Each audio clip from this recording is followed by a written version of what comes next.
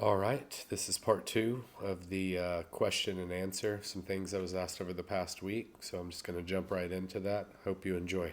Errors and conversations we have to learn how you best function because I'm not married to any specific diet.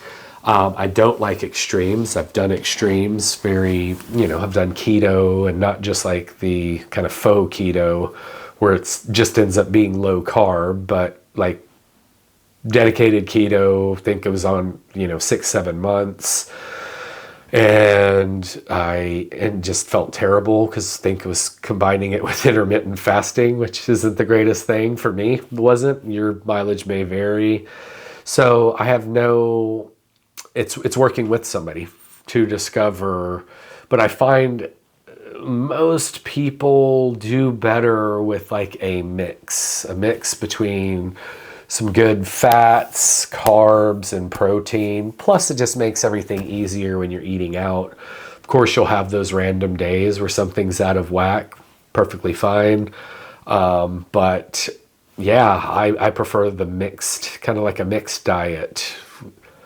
Now, on to the next. This isn't so much, I wasn't asked this, but this is something I've been pondering, is like examining your habits and are those things serving you? Because I try to think about the things I do and clients do, and again, in conversations we're having, and I like to try to figure out like if what I'm doing, like am I thinking properly here? Like if I'm doing X, Y, or Z, like is that journal practice every morning? How is that serving me? Is it benefiting me? What happens when that falls off for a couple of days? It could be, doesn't have to just be in fitness and nutrition, but though I do think about that, I'll have those days where I'm leaving the gym and I'm like, why am I doing this?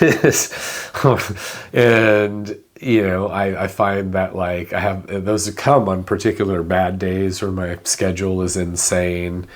And I think even the things we like to do should be questioned, whether that's monthly, weekly, but they're just good reminders as to maybe adding in something you're not doing or removing something that you are that maybe at this point in time isn't serving you like it once was.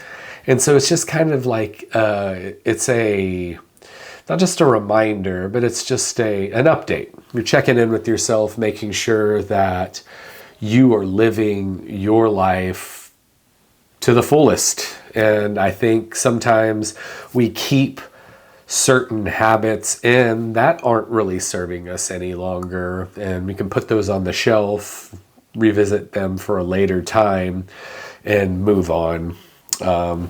And plus, it just gives you exposure to different things, and you can really find like how you do best operate. So that's my thought on examining habits and how I've kind of been approaching that. And the last thing I'm going to touch on today is I was thinking about, so I'm a precision nutrition certified coach, and I actually discovered precision nutrition before they had a certification. And they have it's a concept in there that really did, it was something I really based my nutritional but also fitness goals on. And essentially there's an intersection between body composition, so physique, health, and performance. And ideally, those three things would be in, quote unquote balance. But oftentimes I see that like if we're really pursuing physique and performance, health is like bound to drop off a little bit. And if we're pursuing health and body composition, performance is going to suffer a little bit for whatever reason. I'm not going to get into reasoning in this video, but it's something that I think is very important to me in my coaching practice, and it's how I program for clients when we're talking about their specific goals, because ultimately if we're pursuing physique and performance, I don't really want it to come at the detriment of health. It's like, how do we balance those things more? Because that, I feel, is like the true definition of crushing it day to day. Having energy, having a high libido, sleeping well, recovering well, you're able to push in the gym, you're able to push on those hikes or, whatever it is you may do, but you also look the way you want to do for the most part, and you feel confident in your body. And it really has me, I kind of not shifted, I still use that, I think about it quite often, but it really has led me to believe in the big three in life, and kind of how I structure things in my day-to-day and things I think about. But it's the mind, body, and spirit. As I've gotten older, and spirit not just meaning religion, although for you it could mean religion, doesn't have to. But like what those things, those are the pillars, right? Every day that I try to strive for. Like, how am I sharpening my mind? Through learning, through educating myself further in my discipline and training and mindset work, reading, journaling, in body, getting daily movement.